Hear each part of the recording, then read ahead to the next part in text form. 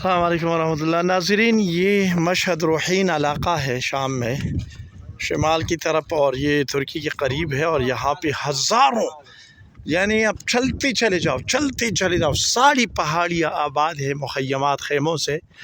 اور اب تحریر کے بعد، آزادی کے بعد، یعنی یہ جو احمد الشرع صاحب تشریف لائے ہیں، تو ان کے بعد یہ جگہ خالی ہو رہی ہے اور جڑ رہی ہے۔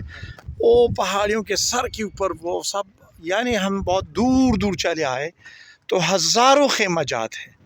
یہ لوگ 10 سال، 8 سال، 5 سال، 6 سال، 12 سال سے یہاں مقیم ہیں۔ اور ابھی بھی ہم ایک بیوہ کے گھر میں یہاں آئے ہیں۔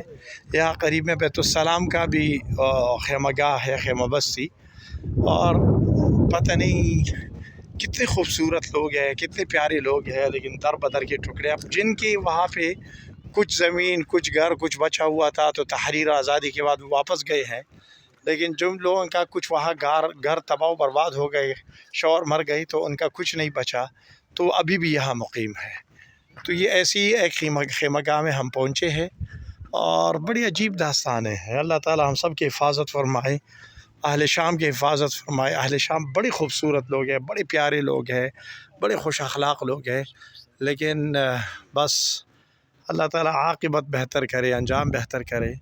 تو یہ ایک ابھی اس انکل کے گھر ہم آئے ہیں، اس گھر میں کچھ بیوائے ہیں، ان سے ملیں گے انشاءاللہ۔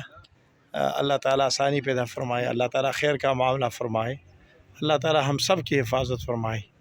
السلام علیکم۔